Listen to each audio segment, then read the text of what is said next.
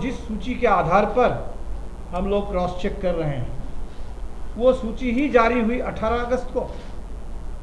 Supreme court के intervention के बाद अंततोगत्वा चुनाव आयोग ने कारण के साथ वो सूची जारी की कि कहाँ कितने लोग डिलीटेड हुए हैं, किस वजह से। चुनाव आयोग की ओर से ताज़ा उसमें बाकी सबके नाम पर 00 है, लेकिन भाकपा माले के नाम पर 10 की संख्या है कि हमारी ओर से, हमारे BLAs की ओर से 10 आपत्ति बाकायदा विधिवत तरीके से चुनाव आयोग के हिसाब से भी वो दर्ज हो गई है। तो भाजपा के लोग क्यों नहीं इसमें कोई कंप्लेन जारी कर रहे? या तो हम मान ले जो बात शुरू से लोग कह रहे थे कि पूरा SIR का जो चल रहा है भाजपा के नज़र से ये फायदे का सौदा है कि भाई इसमें भाजपा को कोई नुकसान नहीं है, भाजपा के लिए, NDA के लिए परेशान होने की कोई बात ही नहीं है, जो भी घाटा होगा वो विपक्ष के लिए होगा।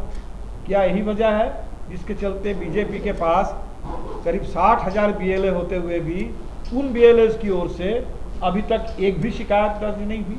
अभी आरा से पता चला, इनका नाम है कृष्ण दयाल सिंह, 84 साल के हैं, डाक विभाग के सेवानिवृत्त कर्मचारी हैं, भोजपुरी कवि हैं, सामाजिक प्रश्नों पर लगातार लिखते रहते हैं। 2024 के चुनाव में इन्होंने वोट डाला था। ये इनके एपिक, उनके मतदाता पहचान जो कार्ड है ये है। हाँ, एपिक नंबर आपको बता देते हैं। इनका एपिक नंबर है MTH 120998। आज फिर SIR को लेके ही कुछ बात करनी थी। 22 तारीख को जो सुप्रीम कोर्ट में SIR मामले में सुनवाई हुई तो उन्होंने देखा कि उसमें राजनीतिक दलों की निष्क्रियता पर बहुत हैरानी जताई है। चुनाव आयोग ने भी यही तर्क दिया और सुप्रीम कोर्ट ने भी इस पर बहुत चिंता जाहिर की। पिछली प्रेस कॉन्फ्रेंस में हमने भी कहा था कि आप लोगों ने भी बड़ा सवाल किया कि इस पर एक्चुअली हो क्या रहा है, क्योंकि सबसे ज़्यादा सवाल हमसे ही पूछे जा रहे थे कि बिहार की सबसे ज़मीनी पार्टी, ज़मीन से जुड़ी हुई पार्टी भाकपा माले, तो क्या वजह है कि अभी तक जो दावा आपत्ति दर्ज करने वाला वो जो परिसंख्यान है उस आंकड़े में 00 दिखाया जा रहा है। तो हम लोगों ने इसको एक चैलेंज के रूप में लिया था और हमारे साथियों ने काफ़ी जद्दोजहद करके अब आप देखेंगे कि आज जो आंकड़ा जारी हुआ है चुनाव आयोग की ओर से ताज़ा, उसमें बाकी सबके नाम पर 00 है, लेकिन भाकपा माले के नाम पर 10 की संख्या है कि हमारी ओर से, हमारे BLAs की ओर से 10 आपत्ति बाकायदा विधिवत तरीके से चुनाव आयोग के हिसाब से भी वो दर्ज हो गई है। अब इसमें जो सुप्रीम कोर्ट में बात हुई, कोर्ट ने कहा कि भाई 1,60,000 BLA है और हर BLA को पर डे 10 आपत्ति दर्ज करने का मौका है। तो अगर सब लोग करें तो डेली 16 लाख हो सकता है और तब तो 5 दिन में 80 लाख हो जाएंगे। 65 लाख का क्या मामला है? तो पहली बात है कि इसमें आप देखेंगे कि BLA को लेकर के ही अपने आप में एक कितनी बड़ी अस्पष्टता है कि हमारे BLA की संख्या दिल्ली चुनाव आयोग के रिलीज़ के मुताबिक अभी भी 1496, करीब 1,500। अगर आप बिहार CEO के पोर्टल में चले जाएंगे तो आपको पता चलेगा बिहार CEO के पोर्टल में कि ये संख्या करीब 1,000 ज़्यादा है। और अभी भी, जबकि ये समय बिल्कुल समाप्त होने वाला है, कह रहे हैं कि करीब और 1000 माले के BLA हैं जो पेंडिंग हैं। तो एक तरह से ऑफिशियल संख्या है, फिर एक अप्रूव BLA की कैटेगरी है, एक थर्ड कैटेगरी है कि जहां वो अभी भी पेंडिंग के खाते में डाला गया। तो देख लीजिए, तो BLA बनना भी कोई आसान नहीं है, क्योंकि बहुत सारे BLA जो पहले बने हमारे, तो बाद में इन लोगों ने कहा कि आप जो ड्राफ्ट नया रोल आया है उस ड्राफ्ट रोल के आधार पर BLA दीजिए। तो BLA का उनके जो भी एपिक नंबर देना है, उनके जो भी बाकी डिटेल देना है, वो ड्राफ्ट रोल के आधार पर देना है। तो पहली बात, BLA कोई आसान नहीं है। सेकंड इसमें बात है कि जो जिस सूची के आधार पर हम लोग क्रॉस चेक कर रहे हैं वो सूची ही जारी हुई 18 अगस्त को। सुप्रीम कोर्ट के इंटरवेंशन के बाद अंततोगत्वा चुनाव आयोग ने कारण के साथ वो सूची जारी की कि कहाँ कितने लोग डिलीटेड हुए हैं, किस वजह से, कौन उनके हिसाब से मुर्दा है, कौन उनके हिसाब से परमानेंटली यहाँ से चले गए हैं। तो ये सूची तो अभी 18 तारीख को आपने जारी किया और 22 तारीख को आप हल्ला कर रहे हैं कि भाई कोई सक्रियता नहीं है। तीसरी बड़ी बात है कि इसमें आप तमाम राजनीतिक दलों पर टिप्पणी कर रहे हैं। तो सबसे बड़ी संख्या में बीएलए 50,000 से ज़्यादा, नंबर 1 पार्टी कौन है? भारतीय जनता पार्टी। बीजेपी एक नंबर की पार्टी है और ये कहा जाता है कि बीजेपी को जो वोट मिलता है ये सब बीजेपी के बीएलएस के कारनामे है, उनकी मेहनत है। तो सीधा सवाल जो खड़ा होता है कि भाई बिहार में जो 65 लाख लोगों के नाम कटे, क्या इनमें से कोई एक भी मतदाता गलत तरीके से जिनके नाम कटे हैं वो भाजपा के लिए ज़रूरी नहीं, भाजपा के समर्थक नहीं है? तो भाजपा के लोग क्यों नहीं इसमें कोई कंप्लेंट जारी कर रहे हैं? या तो हम मान ले जो बात शुरू से लोग कह रहे थे कि पूरा एसआईआर का जो चल रहा है भाजपा के नज़र से ये फायदे का सौदा है कि भाई इसमें भाजपा को कोई नुकसान नहीं है, भाजपा के लिए, एनडीए के लिए परेशान होने की कोई बात ही नहीं है, जो भी घाटा होगा वो विपक्ष के लिए होगा। क्या यही वजह है जिसके चलते बीजेपी के पास करीब 60,000 बीएलए होते हुए भी उन बीएलएस की ओर से अभी तक एक भी शिकायत दर्ज नहीं हुई? जवाब तो बीजेपी को देना पड़ेगा। तीसरा, अभी हम लोग जो जांच कर रहे हैं, ये जांच करते हुए हम लोगों को एक और कैटेगरी मिली। अभी तक तो पता ही चल रहा था कि या तो आपका नाम जो 2005 के समरी रिविजन 25 के समरी रिविजन के बाद वाली सूची में है उसमें है, या आपके नाम विलोपित सूची में है। अभी हमें एक तीसरा कैटेगरी मिला जिनका नाम 2005 में थे लेकिन विलोपित सूची में नहीं है, और अभी विलोपन के बाद जो ड्राफ्ट एसआईआर जारी हुआ है, एसआईआर के बाद ड्राफ्ट मतदाता सूची, इसमें भी नहीं है। तो हमें लगता है कि अभी तक आपने कहा कि ये मृत हैं, ये परमानेंटली बिहार से बाहर चले गए हैं, तो चुनाव आयोग इसका क्रेडिट ले सकता है कि बिहार में मतदाता के एक नई प्रजाति हमें देखने को मिली जिनका नाम है त्रिशंकु मतदाता, जो आपके डिलीटेड लिस्ट में भी नहीं है और पोस्ट डिलीशन जो ड्राफ्ट रोल आया है उसमें भी नाम नहीं आया है। तो वैसे ही एक नाम आपके सामने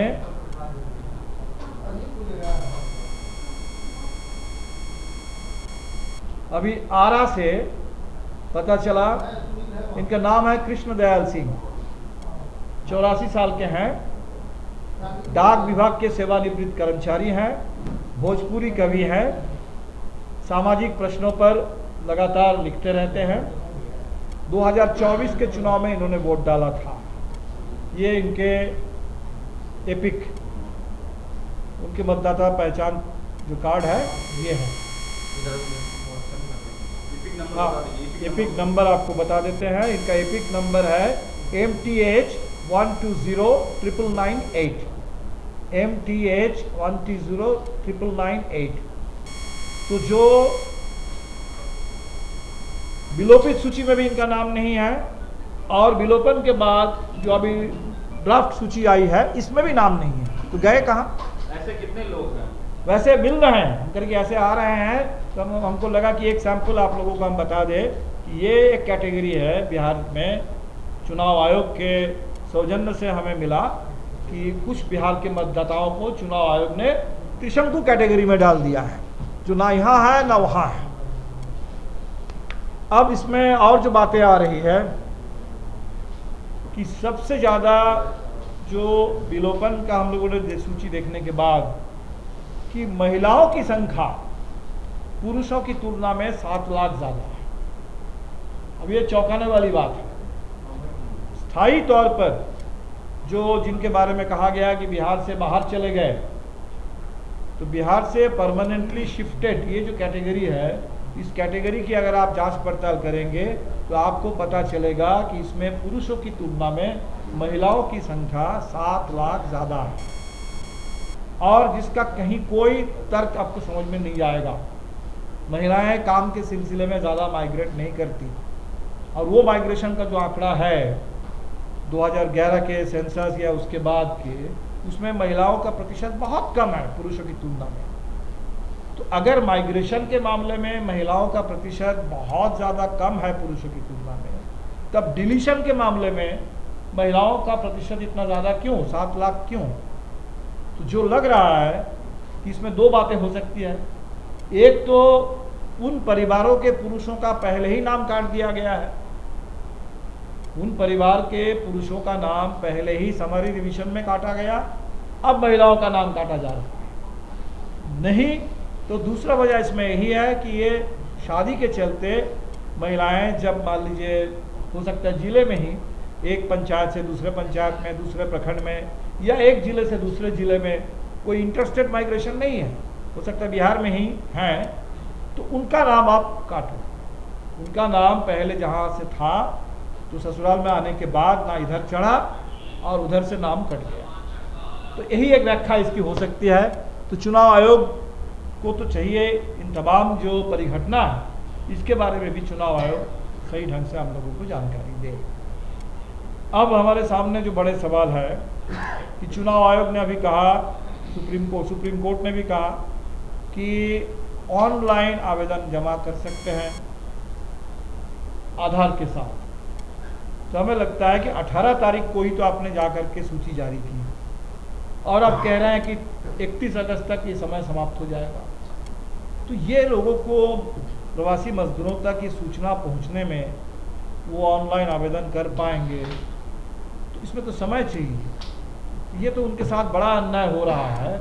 जहां समय आपने लगाया, आपने, चुनाव आयोग ने लगा दिया कि 18 अगस्त से पहले आपने सूची ही नहीं जारी की, तो 18 अगस्त को जब आप सूची जारी करते हैं विलोपन के कारण के साथ, और तब उसके बाद आप टाइम देते हैं बस 31 अगस्त तक, तो मेरे ख्याल से ये समय तो बिल्कुल बढ़ना चाहिए, और ये एक एक मतदाता के अधिकार का सवाल है। दूसरा, इसके बाद कल चुनाव आयोग की ओर से एक हमें डिक्लेरेशन मिला कि चुनाव आयोग का आप कहना है कि बिहार में 98% डॉक्यूमेंट मिल चुके हैं।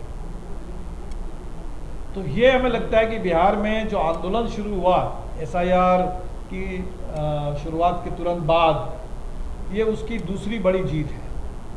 पहली जीत तो जुलाई महीने में जो चुनाव आयोग की शुरुआती सर्कुलर था, वो था कि 25 जुलाई तक आपको सारे डॉक्यूमेंट जमा करने होंगे, और 25 जुलाई तक डॉक्यूमेंट अगर जमा करने होते तो इसमें बिहार के लाखों लाख मतदाता के नाम कटना तय था।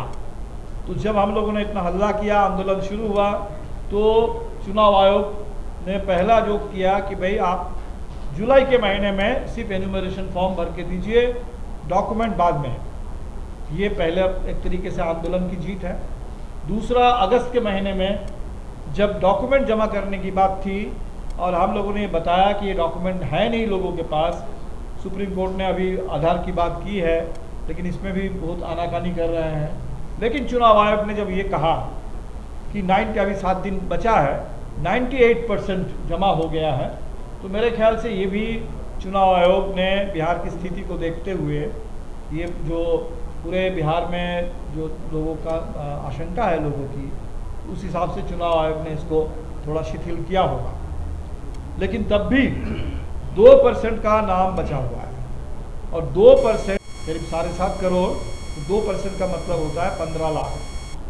तो अभी हमें तो पता नहीं कि जो 65 लाख हैं, 65 लाख में चुनाव आयोग जो कह रहा है कि 1 लाख से कुछ ज़्यादा आपत्ति हमें मतदाताओं से मिली, 10 आपत्ति भाकपा माले के BLS के ज़रिए मिली, और 3 लाख से कुछ ज़्यादा फॉर्म 6 मिले हैं। ये चुनाव आयोग क्लियर नहीं कर रहा है कि फॉर्म 6 जो मिल रहे हैं, ये फॉर्म 6 बिल्कुल नए 18 साल वाले मतदाताओं के हैं, या ये फॉर्म 6 उन लोगों के हैं जो 60 साल, 70 साल, 80 साल के, जिनके नाम आपने काटा गलत तरीके से, या उन नौजवानों का जिनको आपने मृत घोषित कर दिया, उनके फॉर्म 6 है। तो कुल मिलाकर के फॉर्म 6 को भी अगर आप जोड़ लें, वो 1 लाख मतदाताओं की आपत्ति को जोड़ लें, हमारे BLS के जरिए दर्ज की गई आपत्ति को भी जोड़ लें, तो अभी भी 65 लाख में मेरे ख्याल से बहुत बड़ी संख्या वो उनकी आपत्ति सामने नहीं आ पाई। उनकी आपत्ति को सामने लाना ज़रूरी है। हम लोग इस कोशिश में बिल्कुल लगे हुए हैं। लेकिन अब जो आगे का सवाल बनता है, आगे का जो सवाल बनता है कि 98% आपने कहा कि डॉक्यूमेंट जमा हुआ, लेकिन उस डॉक्यूमेंट का वेरिफिकेशन ये अभी भी बाकी है, और उस डॉक्यूमेंट के वेरिफिकेशन के बाद जो सूची आनी है वो तो 25 सितंबर तक हमें पता चलेगा। इसीलिए 25 सितंबर के बाद अभी भी आशंका है कि बड़े पैमाने पर बिहार में मतदाताओं के नाम कटे हैं, और अगर वो होता है तो उसमें आपको बड़े मुश्किल से 5 दिन का समय मिलेगा कुछ आपत्ति दर्ज करने के लिए, जो ऊपर के लेवल पर ERO या आपके DM या बिहार के CEO के स्तर पर, और 5 दिन में उस आपत्ति का क्या निपटारा होगा हम नहीं जानते किस तरह से होगा। इसीलिए अभी भी बिहार के मतदाताओं के सामने बड़े पैमाने पर मतदाता सूची से नाम विलोपित होने के खतरे मौजूद हैं, और इससे हमें बिल्कुल सजग रहना है और लड़ना है। तो यात्रा जो हमारी चल रही है, आज 1 दिन का बीच में गैप है, कल अररिया तक हम लोग पहुँचे थे, कल सुबह सुपौल से हम लोग फिर शुरू करेंगे। तो यात्रा का जो संदेश है, एक बात तो पूरे बिहार के हर कोने तक पहुंची है, और बच्चा भी कह रहे हैं कि वोट चोर गद्दी छोर। ये एक तरीके से बिहार से लेकर के पूरे देश में ये नारा गूंजने लगा। ये बात तो कही, एक आंदोलन शुरू हुआ है, लेकिन अभी भी हमें लगता है कि लोगों को इस बात के लिए तैयार रहना होगा और कदम कदम पर लड़ना होगा। BLO पर दबाव बनाना होगा, ERO से लड़ना होगा, आपके SDO से लड़ना होगा, BDO से लड़ना होगा, आपके डिस्ट्रिक्ट लेवल पर लड़ना होगा, CO तक लड़ना होगा, एक एक वोट के लिए लड़ना होगा। क्योंकि डेमोक्रेसी में every vote counts, every vote matters. हमारे लिए सिर्फ परसेंटेज की बात नहीं है, 2%, 5%। ये 65 लाख का आंकड़ा भी बिहार के लिए बहुत बड़ा है, और अभी ये आंकड़े और बढ़ने वाले हैं। इसीलिए हर एक वोट को बचाने के लिए, और उस वोट सिर्फ नहीं, वोट का जो राइट है, उस वोटिंग राइट की रक्षा के लिए लड़ना होगा। और मेरे ख्याल से ये यात्रा के जरिए संदेश पूरे बिहार में जा रहा है, और लोग लड़ने के लिए बिल्कुल तैयार हैं, एकजुट हो रहे हैं, और बहुत ही सफल ये यात्रा चल रही है। और आगे और 26 से लेकर के 30 तारीख तक, और फिर 1 तारीख को पटना में समापन। तो मेरे ख्याल से ये बिहार के लिए एक ऐतिहासिक यात्रा चल रही है, और जैसा हमने कहा था शुरू में ही कि महज एक यात्रा नहीं, ये एक बड़े जन आंदोलन का आगाज़ हो रहा है। और इस बार का चुनाव यही बड़ा जन आंदोलन बन जाए, बिहार में बदलाव आए, और पूरे देश में संविधान के मामले में, मतदाता अधिकार के मामले में देश के आम नागरिकों को गारंटी मिले, पूरी सुरक्षा मिले। इसी उम्मीद पूरे बिहार के इस यात्रा से पूरे देश में जरूर।